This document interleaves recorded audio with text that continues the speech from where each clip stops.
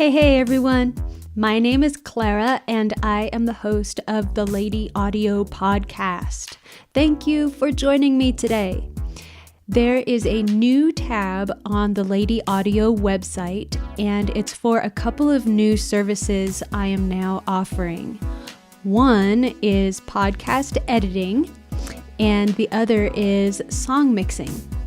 If you have a podcast that you'd like to have me edit or write music for, or if you know of a podcast that needs help with audio editing, just send me an email.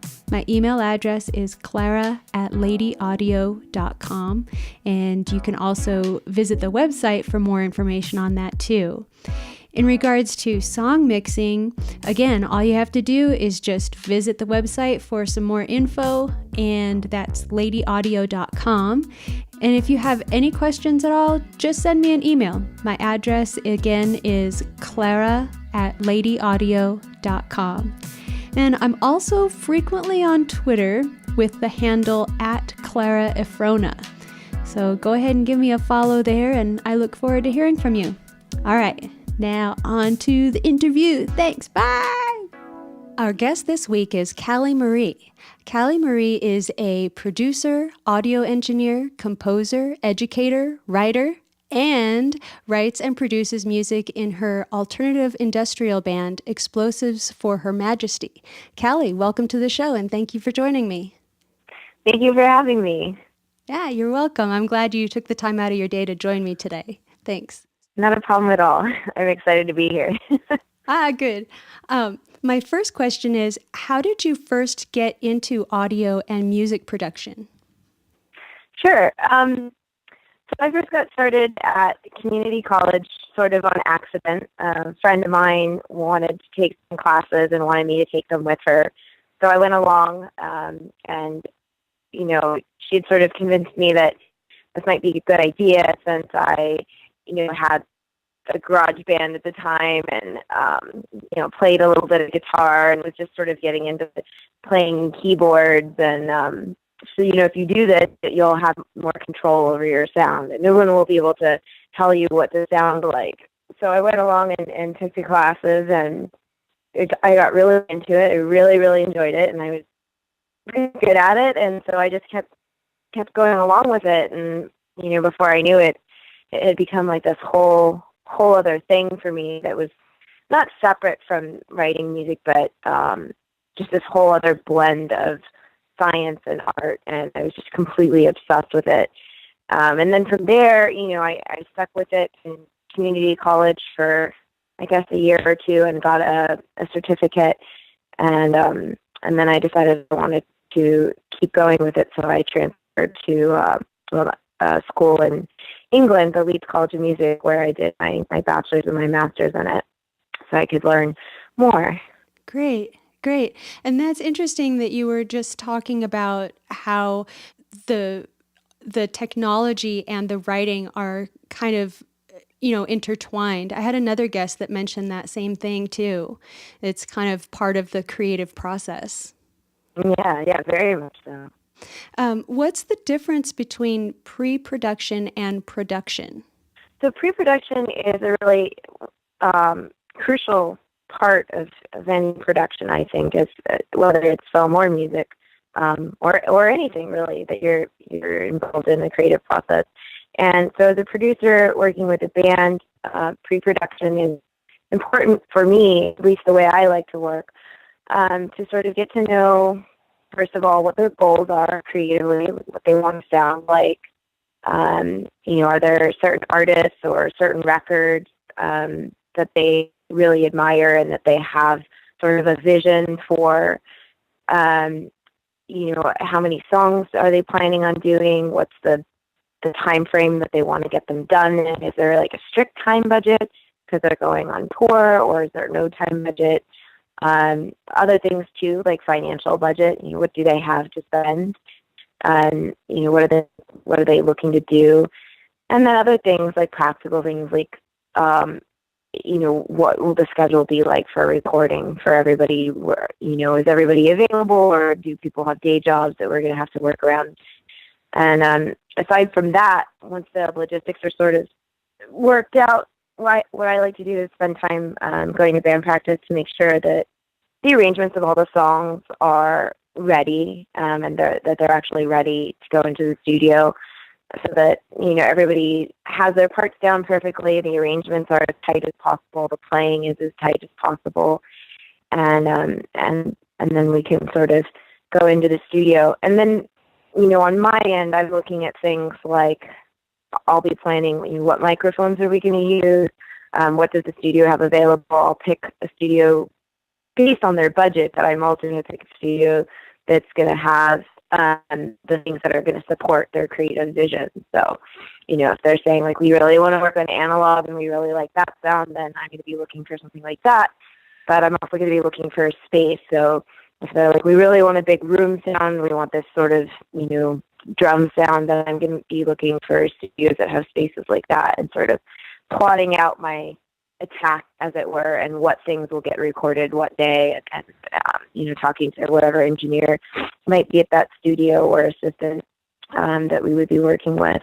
So, and from there, also on my end, I look at who we will probably mix and master with. If the band doesn't have an idea, then I start figuring that out for them based on what they sound like or what I think would be a good direction for them, and get that set up as well, so that we can make that happen as smoothly as possible. So the actual production phase itself would be different, because that's being in the studio and getting through the recording, the day-to-day process of it, and lots of things can pop up. Things that you've planned to always go perfectly. That can be for technical reasons, or people have different things going on, personalities in the studio, or all kinds of things can pop up. And the sort of mixing and editing and comping, all of those things, I tend to think of them as post-production. There's something that happens after the fact. But oftentimes, a lot of people are blending mixing in during their recording and production process, which I really try not to do. But I think it's very easy to do if you are working more in the box electronically from home or in a DAW, those types of things. So if they're bringing any tracks with them, say like a soft synth or anything like that, or backing tracks into the session, then that's something also that we have to kind of check ourselves and see which hat we have on before we, go down that route. So there's a lot of various phases for sure. It's I guess it's sort of like cooking a meal. You have to have a recipe, and you have to meal prep, cut everything. You have to have your sous chef, and then get cooking. And then of course you've got to present it and make sure that people are interested in what's on the menu. Right. And I totally agree with that. Keeping the mixing stage and the post-production of just like adding any effects and things like that, I completely agree. If, trying to keep that separated from the actual production or the recording stage. I think because it's so easy, like you were saying, to go down that rabbit trail when you just finish a take and you're like, oh, what kind of reverb can we put on this? And you're already in the box. So why not just put a little reverb on it now? And then you start trying out all these different reverbs, and then about 2 hours go by and you're like, maybe we should record some of the other things now. Yeah, it's easy to do that when you're at home recording yourself. So that's definitely a modern problem. Yeah, for sure. And can you work with an artist or band over distance if needed? Yeah, to an extent. I would say that, some pre-production things could be done, over distance. You can always have Skype meetings. I could try to watch practices over video, and people have sent me rehearsal videos before. But I prefer, to be at the rehearsals in person, But for a lot of the planning and meeting and talking creatively, that's something that can definitely happen over distance. And the actual physical recording, someone would need to be somewhere. We'd need to be in the same space for that. But after that, as far as mixing and mastering goes, they don't necessarily have to be in the same space. People send files around, and you can have somebody mix and master, and you don't have to be there. So, there's a lot that's possible today in that way, which is really great. So that really does open it up a lot. Yeah, with Skype and Google Hangouts, the internet is really helping people collaborate over long distances. What are some of the benefits and challenges that you've been facing with this? Some of the benefits, I guess, are being able to collaborate with people and connect with people that maybe I normally wouldn't have been able to. A friend of mine is an author in New Orleans, Andy Reynolds, and we have a project that we're working on right now. So, technology is allowing us to do that. We're able to send ideas back and forth. I'm able to send him music that, I'm working on. He's able to send me stories that he's working on. So that's a wonderful thing. It's also really helpful, for example, collaborating and writing music together with somebody. Another person that I'm working with is Shock, and he's out in LA, and we're trying to get a project started, get it going. And so I'm supposed to be sending him some files soon. Hi, Shock. I'm going to get it done, I promise. And so he will add his bit to it as well, and so we can kind of work in that way, sending things back and forth. And in the past, I've written music for the Metropolitan Ballet while I was living in England, and they're based in California, in Southern California. And that was one of the very early long distance collaborations that I had done, and it was really, technology. I'm not going to say technology was in its infancy, but the internet certainly wasn't doing things that it's doing today. And so I was sort of mailing them CDs from England over to California every time I had an updated version of the music, so that they could have it during rehearsal. And so the music was constantly evolving for them. But we were able to work in that way over distance, and so certainly now it's a lot easier. But there are drawbacks too. I think that it can be hard to communicate sometimes if you're not face to face, or you're not right there with the person. Some of that chemistry can be lost, or people can miscommunicate things. And there's nothing like being able to spend a good 8-hour day with somebody, really getting to understand their process, how they think, what they mean when they say a fuzzy sound, because that can mean different things to different people. Right. So Skype can be good for some of that, but only to a point, especially when you're getting ready to roll up your sleeves and really start creating together. It's really, really helpful to be side by side and have, a good period of time where you can throw ideas around and try things out together, or, anything like that. So, there's definitely benefits and drawbacks to both ways of doing it, but I think that we're really lucky to have the options that we do. Yeah, thank you for sharing that. Those are really great points.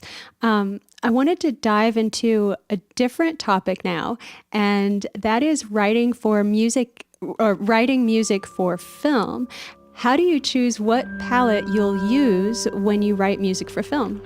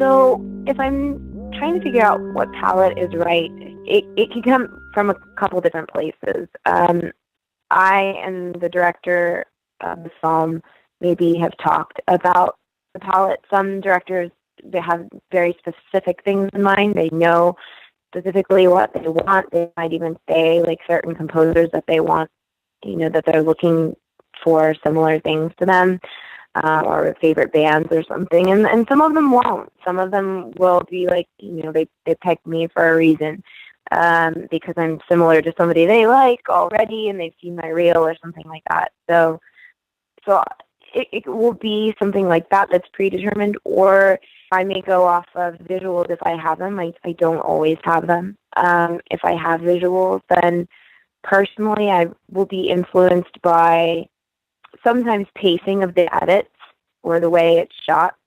You can look at something in the way it moves cinematically.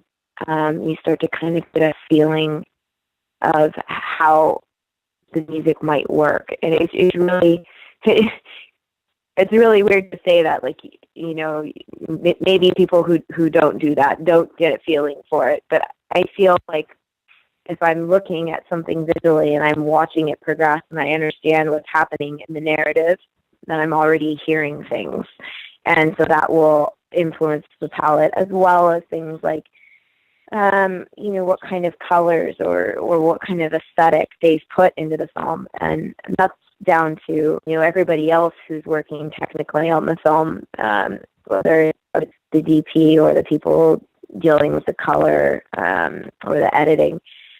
So those things sometimes will inform or influence what I then give back. So it becomes like a sort of ping pong, as it were, of everybody influencing each other's work in that way and on the same project, which I really enjoy, because it means that whatever I'm creating is bigger than myself. It's part of this, part of this whole, and it's like a big creative soup. Everybody's bringing their talents to the table, and we're making something that hopefully is going to, be around for a long time. It's really great that you have that perspective, because I think a lot of the newer producers these days, I don't think they really pull back enough to look at the bigger picture. Just like you were saying, what is the, how are the edits cut, and what's the pacing of that, and the dialogue perhaps, and all of those things. Taking all of those things into consideration, I think, really makes a good producer. And then I also wanted to ask you about writing for games. How is writing for games different from writing for film?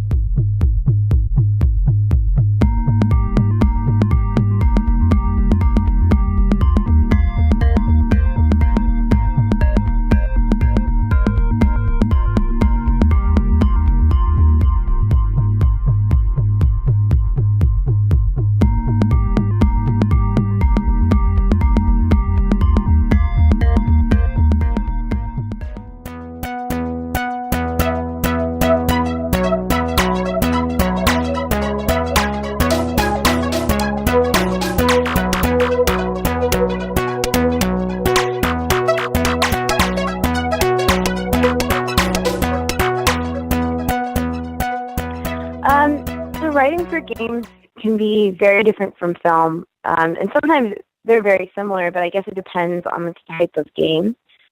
A game, for example, that has a story can be very nonlinear to write musically for. You don't know what the beginning, middle, and end is, because the outcome of the game isn't determined. So you may have to write music cues for a bunch of different outcomes. Like the character could die, and then the character could be in peril, the character could be winning.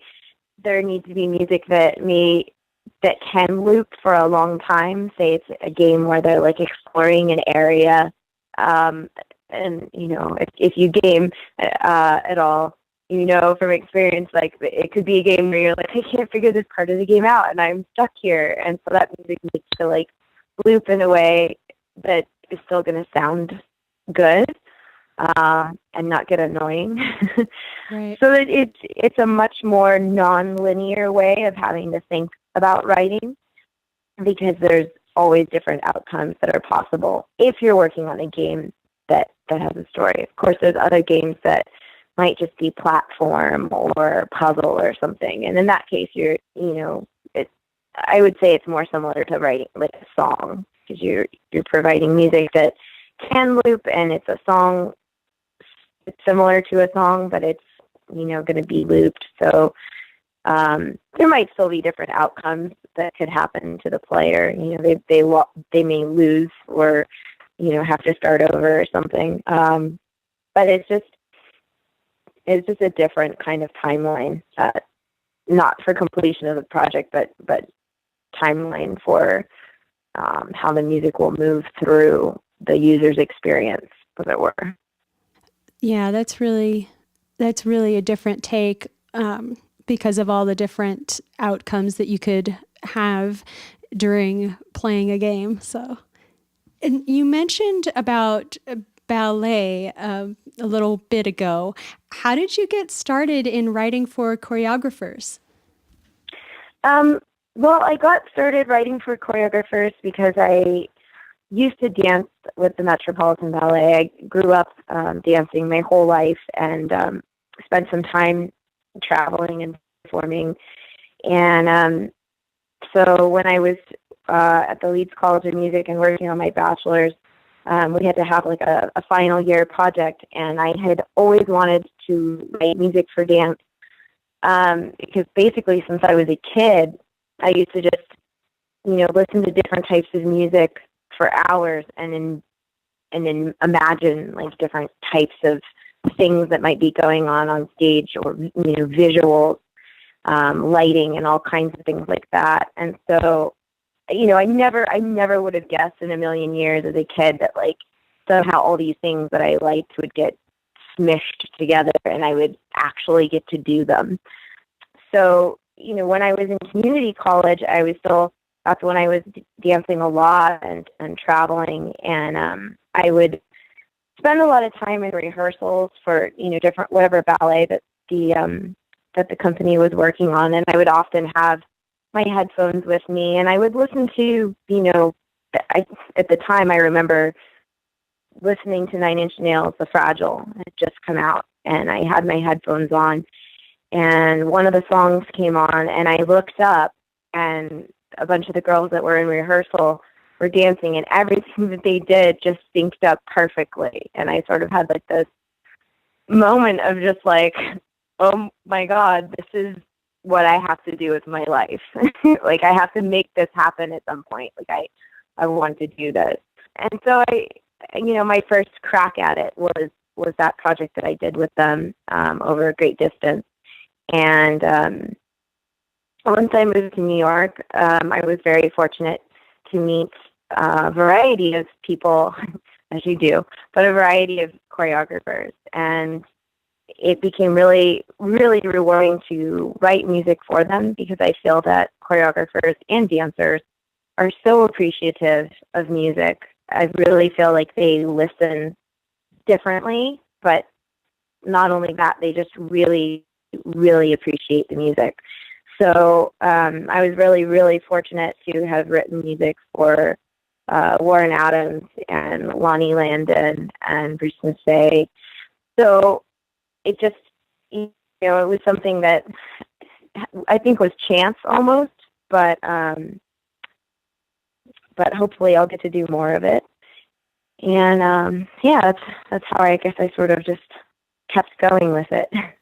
Yeah, it's definitely a different art. And so, similar to the other question I asked you earlier, how is writing music for dance similar and different to other mediums that you've written for?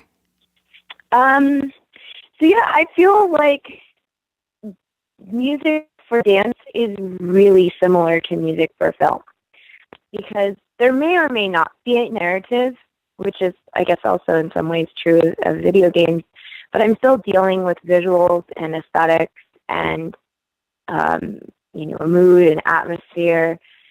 And similar to film, if I'm writing for something that has a story, I'm going to be dealing with things like, what am I supposed to emotionally be telling the audience? What is the audience supposed to feel? What is being conveyed? So it's very, very similar to film in that way. It's different to film because I'm not really worrying about syncing anything up or, those types of things where music is going to have to rock the picture in that way. But it is different because, and every choreographer works differently, just like every director works differently. But in my experience so far, with a choreographer and music, they may bring video, they may have you, go to the rehearsal, and we have to make sure that everything with the choreography that we thought, that the movements are going to take up the counts the way we thought, and that the music is the right pacing. So sometimes things have to be adjusted on either end. And just like working with a film director, a lot of the choreographers have really, really good instincts about what they want as far as instrumentation or, what kind of style. So we spend a lot of time talking about visuals and aesthetics. Like they may, tell me about the lighting. They might tell me how many dancers, what kind of characters, what the feeling is about. Maybe the piece is inspired by a photograph or a painting, or it's based on a short story or a relationship they had. All the typical things that artists derive inspiration from. But it is different because I do think that, at least on the technical side of it, you have to think about whether or not the music is going to be performed live or if it's going to be recorded, canned, as they say, which maybe in the early days of film, that was a possibility or something that was more common. These days, the film is always played back with the music. But with dance, there's still a possibility for both, and it's really wonderful because there's a variety of things that you could do with that creatively. But it also means that you kind of have to think a little bit differently in terms of how you're going to write in that case, and like what instruments you're going to write. Because if I do something really crazy production-wise, and the music is really reliant on that, and I'm not able to recreate it live, which most things these days you can, like a laptop or something, and a launch pad or any other kind of controller. You can, but sometimes you can't. And so then there's all kinds of other considerations for how it will be performed, where it will be performed, and whether or not that's something that the choreographer wants. Maybe the choreographer doesn't like, the aesthetic of a laptop and a cello. Maybe they just want just traditional instruments.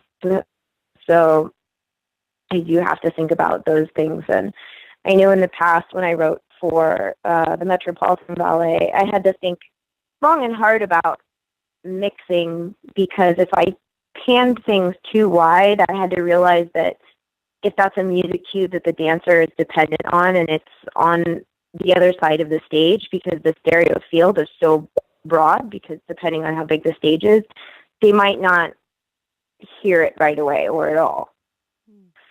So I had to think about, the audience has got a completely different stereo image than the dancers do. And that can be dependent on the venue for the dancers too. Like there might be monitors on stage sending it back to them like there are when musicians play live, but sometimes there's not. So, I just had to think about things a little differently. It's always fascinating to me that in this realm of sound, there are so many different arts. There's the art of writing for choreography. There's the art of writing for games. There's the art of writing or, production. There's the art of playing live and live sound. And there's so many different facets to the field. It's just, I'm always fascinated by it. Yeah, there really are a lot of different ways to go. Sometimes people are like, "Oh, don't go down that path doing music. Like, what will you do?" And I'm like, "What wouldn't you do?" There's so many things to do. There's so many specific paths that splinter off. So yeah. Absolutely. Yeah. So we've talked a bit about production and we've talked a bit about your writing, but now let's dive into the audio engineering. What are your favorite plugins and why? Well, at the moment, I've got a couple that I'm pretty excited about. I've been playing around with this plugin that is part of Plugin Alliance and the BrainWorks plugin. It's called Pan EQ. And I'm pretty excited about it because it's multi-use.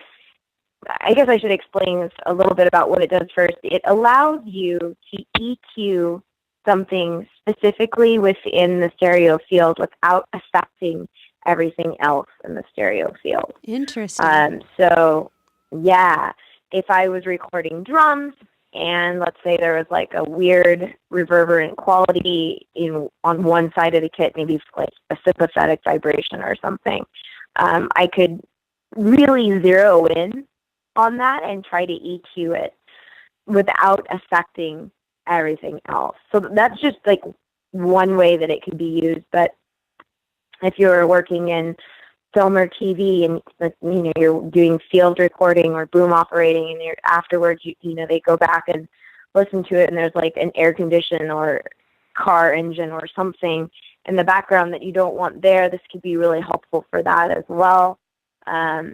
So it's a problem solver, but it's also a really cool creative tool, and I've been trying it out on percussion loops, particularly like world music percussion loops, things like that. And it's allowed me to take certain elements and make them more prominent, like a shaker that's in a loop. And I wanted to bring that out more, but I didn't want to affect the whole loop and make the whole loop sound thin. So I was able to sort of, use it that way. And it's also really cool on like keyboard or backing vocal parts, and you can kind of automate it and make it almost seem like a filter sweep in a way. So that I've been pretty jazzed about that. What's the name of that again? Like months. It's BrainWorks Pan EQ, and Plugin Alliance have it. They have like a free 14-day trial, so you can try it out. I think and see how to play around with it. I think most of Plugin Alliance's stuff does that. So yeah, you can test out a lot of the stuff that they have on offer. Cool. Yeah, I'll check that one out. Yeah, definitely. It's really, really useful. There's one or two other ones. I don't know how we're doing on time. Oh, we're doing There's fine. one or two other ones I'm really... Yeah. We're good? Okay, good. Yeah, I've recently really gotten into Exhale. It's made by Output, and it's a vocal engine. So I've never really used anything like it. I've never seen anything like it, and it's really, really exciting for me as a person who writes music and is not a vocalist. I don't sing in any way, shape, or form, contrary to popular belief.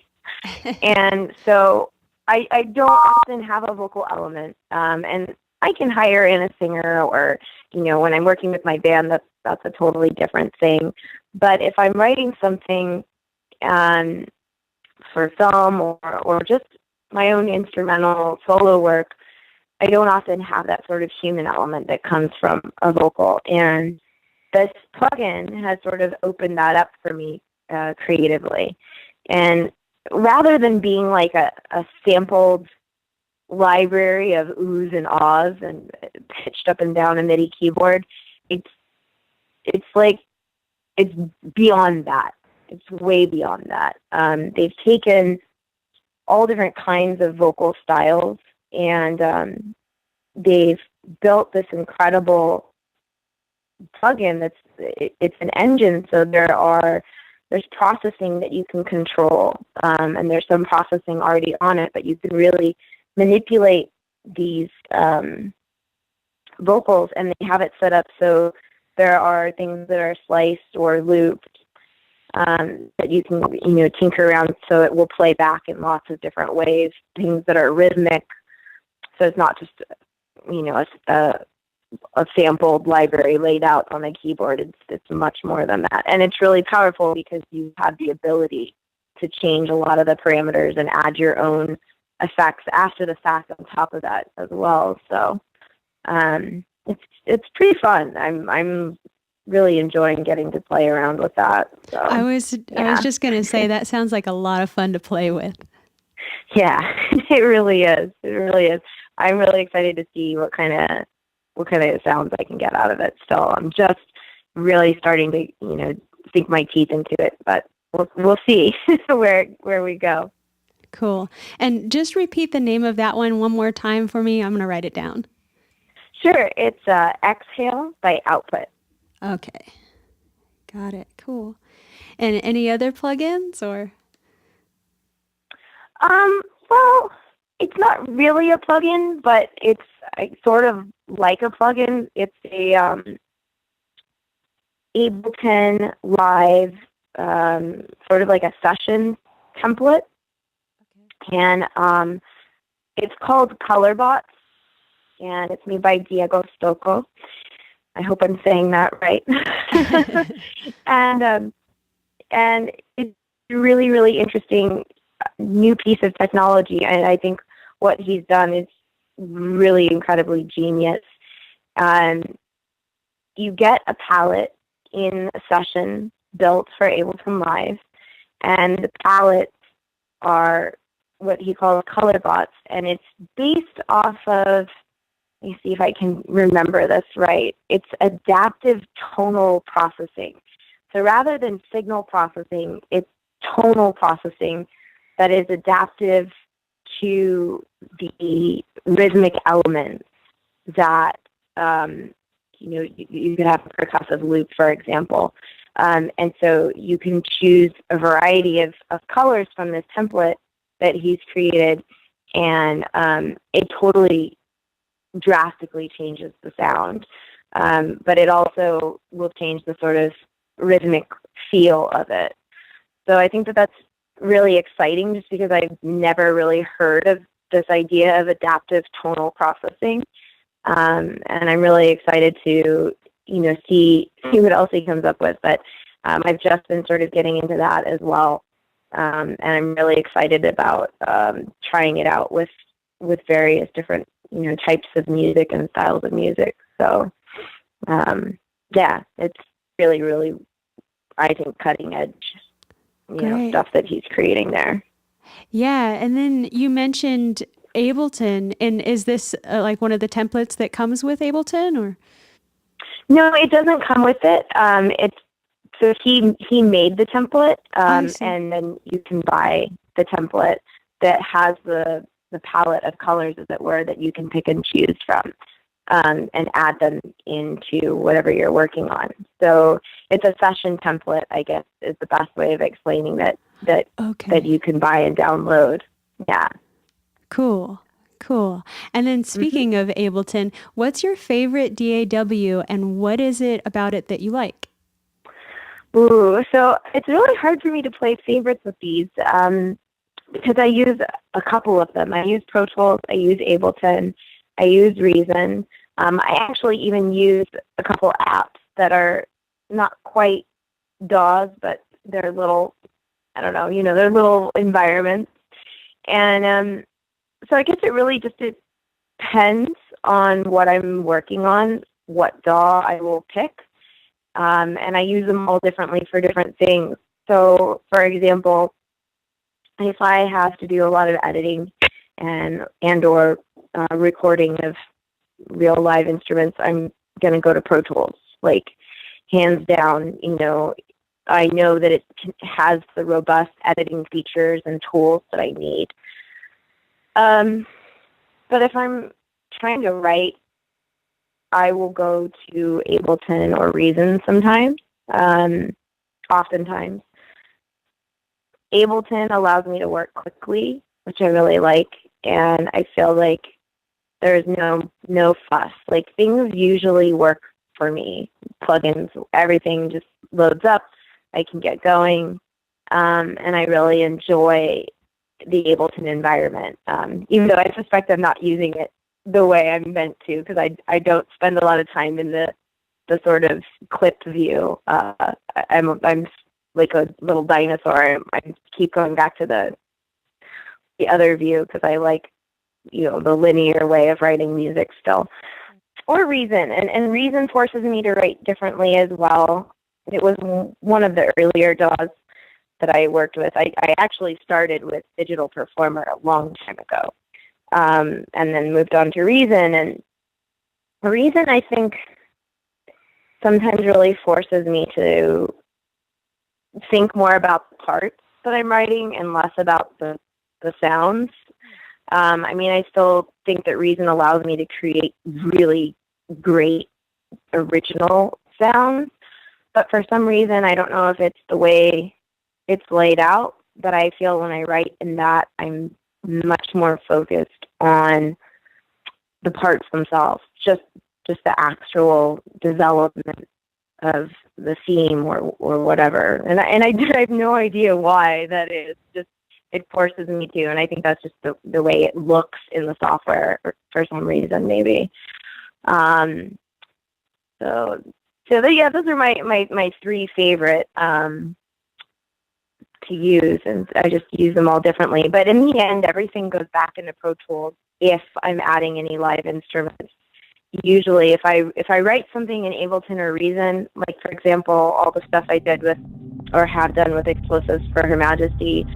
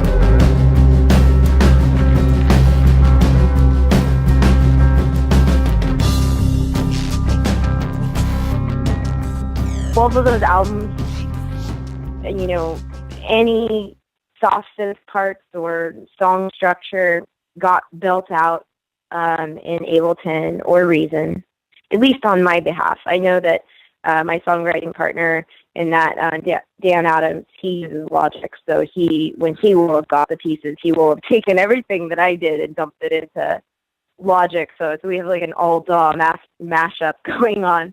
But eventually it all made it back to Pro Tools so that we could then take it to be mixed. Everything does seem to end up back in Pro Tools at some point when it comes time to mix. So, yeah. Cool. Mm-hmm. So where can people go to find you and connect with you online, whether it be for production or for writing, or do you have different places to go to, or just one central place? I have most of it pretty centralized.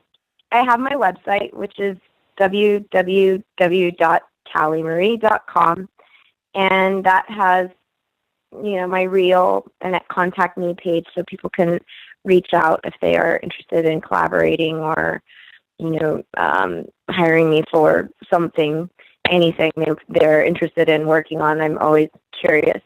But I also am on Twitter at Kallie. That's my Twitter handle. What was that again? It was at Kallie? Uh-huh. Okay. Doom as in doom and gloom, and golly like, oh gosh, oh golly. Okay. Cool. And yeah. So you can find me there if people just want to interact or see what I'm up to. And really, really, really, truly, if people want to know what I'm up to music-wise and know about my process and maybe even be involved in it, I have a Patreon page. So that's www.patreon.com/Kallie Marie. And we're just getting it started. It's only been a couple months now. But basically the Patreon updates, people get to see what I'm working on. And I have various chats with them about topics that people are interested in related to music for now. But if people want to talk about other things, that's fine too. And I try to, give them advanced pieces of music before they're finished. So they can kind of peek in on what I'm doing, and we can all discuss. And I'm looking forward to doing more with that too. It's just really early stages, so we're just getting started and seeing what everyone's interests are.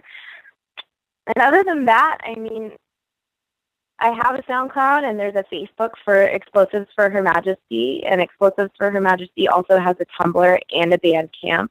So if you're into Bandcamp, you can find Explosives for Her Majesty there, and you can also find my solo work there. I have a Bandcamp for Kallie Marie. So that there's two places there if you're interested in buying music, as well as I think there's some Amazon and iTunes stuff going on somewhere.